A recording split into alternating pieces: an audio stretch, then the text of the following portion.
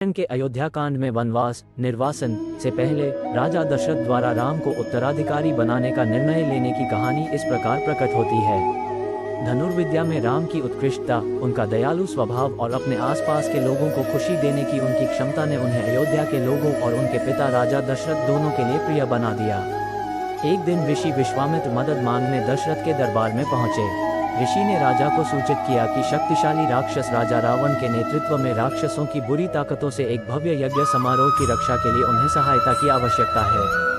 दशरथ ने इसे अपने प्रिय पुत्र राम की वीरता और क्षमताओं को प्रदर्शित करने के अवसर के रूप में देखा और विश्वामित्र के साथ राम और राम के छोटे भाई लक्ष्मण के साथ जाने के लिए तैयार हो गए। राम ने अपने असाधारण कौशल के साथ साहसपूर्वक यज्ञ समारोह की रक्षा की और राक्षसों को पराजित किया, विश्वामित्र को प्रभावित किया और उनकी प्रशंसा अर्जित की। ऋषि ने महसूस किया कि राम सिर्फ एक महान राजकुमार नहीं बल्कि स्वयं भगवान विष्णु के अवतार थे। विजयी होकर अयोध्या लौटकर राजा दशरथ की खुशी का कोई ठिकाना नहीं रहा। राम के असाधारण गुणों और उनकी दिव्य प्रकृति को पहचानते हुए दशरथ ने राम को अयोध्या के भावी राजा के रूप में ताज पहनाने का संकल्प लिया। राजा दशरथ की खुशी का कोई ठिकाना नहीं रहा। राम के असाधारण गुणों और उनकी दिव्य प्रकृति को पहचानते हुए दशरथ ने राम को अयोध्या के भावी राजा के रूप में ताज पहनाने का संकल्प लिया। दशरथ ने महत्वपूर्ण घोषणा करने के लिए मंत्रियों, सलाहकारों और रानियों की एक भव्य सभा बुलाई। सभा में राजा ने राम के गुणों की प्रशंसा की, उनके अनुकरणीय आचरण, उनकी बुद्धि और उनकी प्रजा के प्रति उनके प्रेम का वर्णन किया। दशरथ ने अपना विश्वास व्यक्त किया कि राम में एक आदर्श राजा के सभी गुण थे और वह सिंहासन के असली उत्तराधिकारी थे। घोषणा को भारी खुशी और विधानसभा से अनुमोदन के साथ मिला।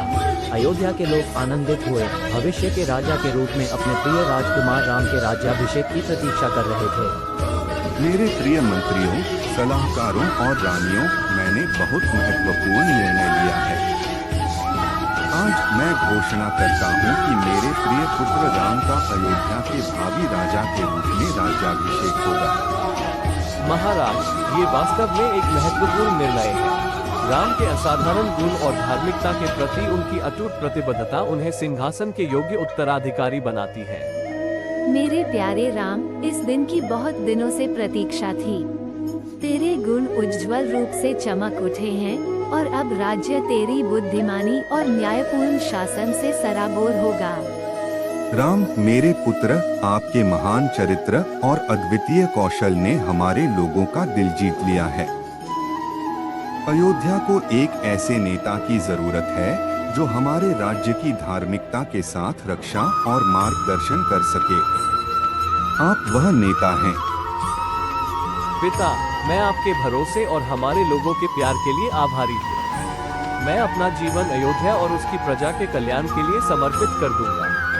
महामहिम, अयोध्या के लोगों ने हमेशा आपको आशा और सदाचार के प्रतीक के रूप में देखा है।